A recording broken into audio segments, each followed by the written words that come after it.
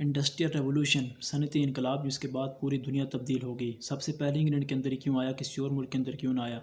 Asian किसी country के अंदर आ सकता था, मेनलैंड यूरोप के अंदर आ सकता था, अफ्रीकन किसी कंट्री के अंदर आ सकता था, नॉर्थ अमेरिका, साउथ अमेरिका, इन तमाम ममालिक के अंदर नहीं आया। सिर्फ और सिर्फ सबसे पहले इंग्लैंड के अंदर ही क्यों आया, उसकी क्या रीज़न थी। इंडस्ट्रियल रेवोल्यूशन की वजह से ना सिर्फ साइंटिफिक थाट्स डेवलप हुई, टेक्नोलॉजिकल अचीवमेंट हुई, बल्कि रेशनल थिंकिंग की वजह से बहुत सारे डिसिप्लिन इंट्रोड्यूस हुए, like sociology, philosophy, political economy. अंग्रेज़ जो अपने आप को बड़ा सिविलाइज समझते थे, लेकिन सिविलाइजेशन की असल डेफिनेशन उनको तब पता चली जब वो हिंदुस्तान के अंदर आए। उन्होंने देखा कि यहाँ के जो लोग हैं वो तो सोने के बर्तन में दूध पीते हैं। तो इंग्लैंड के अंदर इंडस्ट्रियल रेवोल्यूशन आने की सबसे जो मेन रीज़न थी वो थी ज्योग्राफिकल लोकेशन। अगर आप इंग्लैंड का मैप देखें तो इंग्लैंड जो है वो मेनलैंड यूरोप से थोड़ा अलग है, जिस चीज़ का उसको बड़ा एडवांटेज हासिल है। सवाल यहाँ पर ये पैदा होता है कि इंडिया की भी तो ज्योग्राफिकल लोकेशन सूटेबल थी, लेकिन इंडिया की ज़रूरत ही नहीं थी। Necessity is the mother of invention, ज़रूरत ईजाद की माँ है। इंडिया जो है एंशियंट पीरियड से ही सेल्फ सफिशिएंट इकानमी थी। इंडिया जो था वर्ल्ड इकानमी के अंदर 25% कंट्रीब्यूट करता था। इंडिया की एक्सपोर्ट ज़्यादा थी, इंपोर्ट कम थी। यहाँ की मर्चेंट क्लास रिच थी। इंडिया जो है ईस्ट एशिया को वेस्ट एशिया से मिलाता है, तो इंडिया की ज़रूरत ही नहीं थी, इंग्लैंड की ज़रूरत थी। दूसरी सबसे मेन रीज़न थी वो थी पॉलिटिकल इंस्टेबिलिटी। इंडिया के अंदर अगर आप देखें तो मल्टी एथनिसिटी थी। वहाँ पर जो जितने भी हुक्मरान थे वो अपनी पावर स्ट्रगल के लिए लड़ते थे। मुख्तलिफ़ कौमों के, मुख्तलिफ़ ज़ात के लोग मौजूद थे, तो यहाँ पर कभी पॉलिटिकल स्टेबिलिटी क्रिएट ही नहीं हुई। इंग्लैंड के अंदर पॉलिटिकल स्टेबिलिटी क्रिएट करके रखी गई है। अगर किसी भी मुल्क के अंदर अगर आप तरक्की चाहते हैं तो वहाँ पर पॉलिटिकल स्टेबिलिटी का होना लाजमी है, चाहे वो किसी फार्म के अंदर भी गवर्नमेंट हो, अरिस्टोक्रेट हो, मोनार्की हो, डेमोक्रेसी हो। उसकी वाज़ेह मिसाल मौजूदा दौर के अंदर आप देख लें, इंडिया के अंदर भी डेमोक्रेसी है, पाकिस्तान के अंदर भी है, लेकिन पॉलिटिकल स्टेबिलिटी पाकिस्तान के अंदर स्टार्ट दिन से ही बनी ही नहीं, और इंडिया के अंदर पॉलिटिकल स्टेबिलिटी थी। तो आज इंडिया कहाँ पर है और पाकिस्तान कहाँ पर है। तो मुल्क की तरक्की के लिए एक जो मेन फैक्टर होता है वो पॉलिटिकल स्टेबिलिटी भी होता है। और दूसरी तरफ अगर हम इंग्लैंड को देखें, लेट अस सपोज एग्जांपल दें, तो क्रूसेड्स हुई। क्रूसेड्स के लिए इंग्लैंड ने अपने सिपाही रवाना किए मिडल ईस्ट के अंदर या सेंट्रल एशिया के अंदर या रेड सी के इर्द गिर्द जितना भी इलाका आता है, लेकिन कोई भी मुस्लिम हुक्मरान या कोई भी ऐसा लीडर या कोई भी ऐसा कमांडर नहीं गया जिसने जाकर इंग्लैंड के ऊपर अटैक किया हो। तो इस चीज़ का उसको बड़ा एडवांटेज हासिल था। इसके बाद 18वीं सेंचुरी के अंदर हमें यूरोप में बहुत सारी जंगें देखने को मिलती हैं, जिस तरह नेपोलियनिक वार हो जाती है, ऑस्ट्रिया एक्सेशन वार। तो वो जो तमाम तर जंगें थी उनका डायरेक्ट इन्फ्लुएंस जो था वो इंग्लैंड के ऊपर नहीं होता था। इंग्लैंड अपनी फ़ौजें रवाना करती थी, जिसकी वजह से वहाँ पर एक पॉलिटिकल स्टेबिलिटी हमेशा से रही है। जब पॉलिटिकल स्टेबिलिटी रही है तो उनकी ट्रेड कभी रुकी ही नहीं। तो उनकी जब ट्रेड नहीं रुकी तो उनकी इकानमी हमेशा से बूम ही रही है। तो एक मेन रीज़न ये भी थी। अच्छा, सेकंड चीज़ हम अगर देखें तो इंडस्ट्रियल रेवोल्यूशन इंग्लैंड के अंदर आने की वजह वो थी अबंडेंस ऑफ नेचुरल रिसोर्सेज।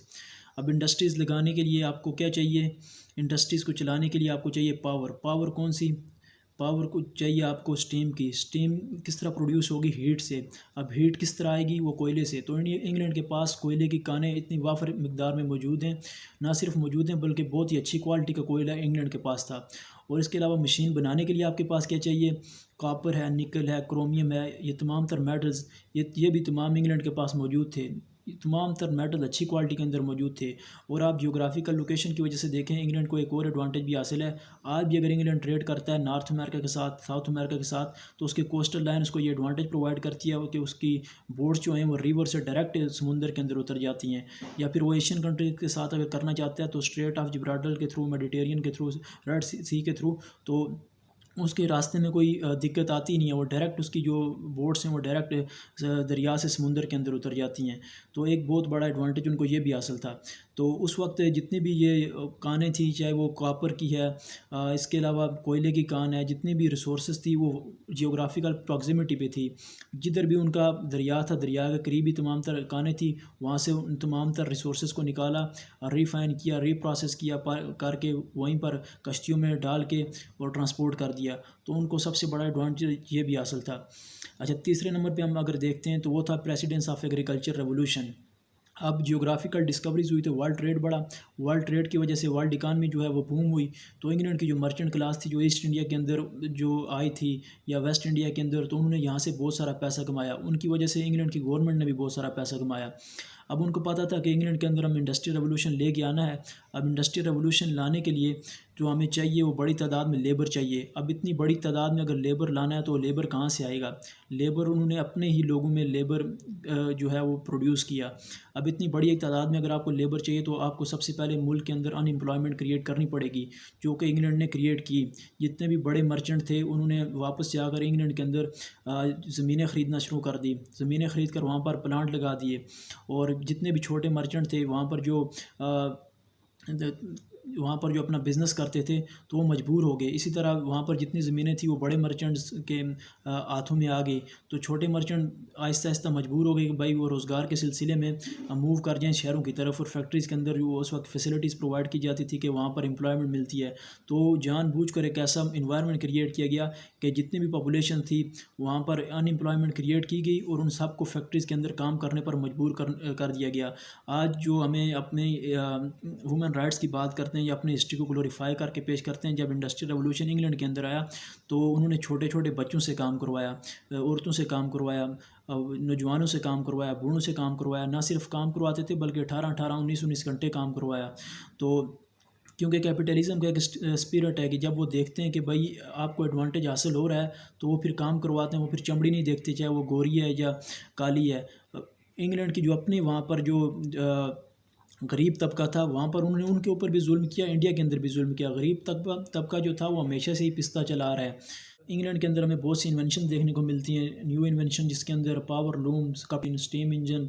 अब इंग्लैंड के अंदर बारिशें बहुत ज़्यादा होती हैं तो जब कोयले को निकालते तो बारिशों की वजह से वहाँ पर उन कानों के अंदर पानी भर जाता, तो उनकी एक बार फिर ज़रूरत थी। Necessity is the mother of invention. Mine में जो पानी जमा हो जाता उस पानी को निकालने के लिए फिर उनको स्टीम मशीन बनानी पड़ी, स्टीम इंजन बनाना पड़ा। अब रेलवे का जो ओल्ड कॉन्सेप्ट है कि दो लोहे के पटड़े लगाएं उसके ऊपर अपने टायर को रखें तो वो ज़मीन के मुकाबले में ज़्यादा तेज़ चलेगा, क्योंकि फ्रिक्शन जो है वो कम होगी और कंट्रोल रहेगा। तो पहले ज़माने के अंदर जो थी वो हॉर्स रेलवे का कंसेप्ट अगर आप अभी भी गूगल पर चेक करें तो आपको नज़र आ जाएगा। लेकिन जो मौजूदा दौर के अंदर रेलवे है, जो मॉडर्न रेलवे का कंसेप्ट है, वो भी वहाँ से ही आया कि स्टीम इंजन बनने की वजह से, पावर की वजह से ये तमाम तर रेलवे का जो जाल बिछा है वो इसी वजह से बिछा है। और इंग्लैंड की जो कॉलोनियल पोजेशन थी, इंग्लैंड की कॉलोनीज़ मौजूद थी इजिप्ट के अंदर, सूडान के अंदर, इंडिया के अंदर। इंडिया इतनी बड़ी मार्केट है। इसके अलावा सोमालिया के अंदर, साउथ अमेरिका के अंदर, नॉर्थ अमेरिका के अंदर कॉलोनीज़ मौजूद थी। तो इसकी वजह से उनको एक बहुत बड़ा एडवांटेज हासिल था। इन तमाम तर मुल्कों के अंदर रिसोर्स को सबजुगेट करते, यहाँ से रिसोर्स लेके जाते, वहाँ पर इंडस्ट्रीज़ के अंदर प्रोडक्ट तैयार करते, वहीं से दोबारा समुंदर के रास्ते वापस आकर इन्हीं मुल्क के अंदर भेज देते थे। तो ये तमाम तर वजूहत थी जिसकी वजह से इंग्लैंड के अंदर सबसे पहले इंडस्ट्रियल रेवोल्यूशन आया, किसी और मुल्क के अंदर ना आ सकता।